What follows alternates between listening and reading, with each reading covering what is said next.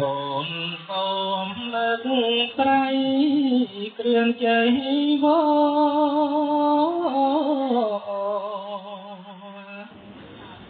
អូនលើកដៃ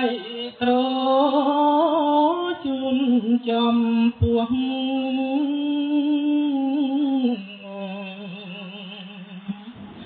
នៃគ្រឿងបរិខាសពទាំងអង្គរូបកូនស្ម័គ្រស្មោះសូមលើកថ្វាយឥឡូវថ្ងៃនេះកូនអនកាយ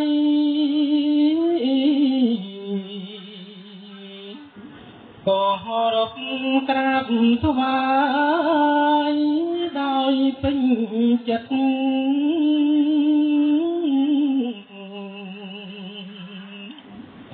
បងប្អូនទាំងឡាយ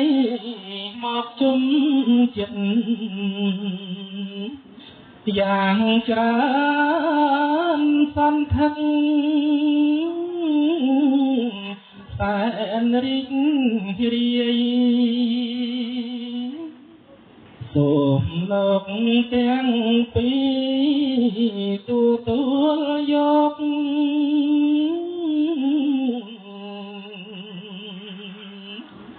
ដែលកូននាំមកបានថ្វាយហើយអត់មានខ្វះអ្វីសោះឡើយនាងមានគុណអើយទទួលយកបងស្បៃត្រៃជីវរថ្មីល្អប្រពៃ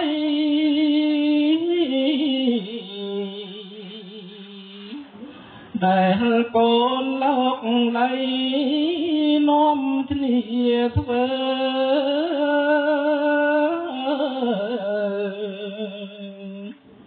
ជូនលោកទាំងពី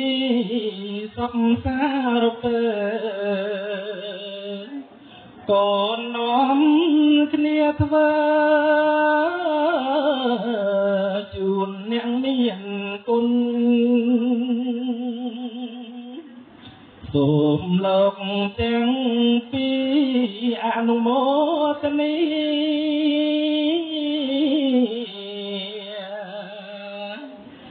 ដែលកូនសទ្ធាចំពោះត្រង់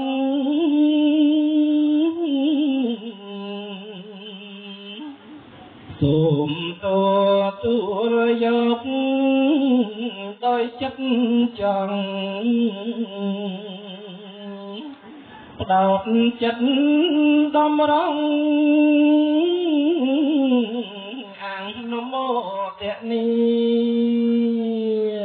សូមអនុមោទនា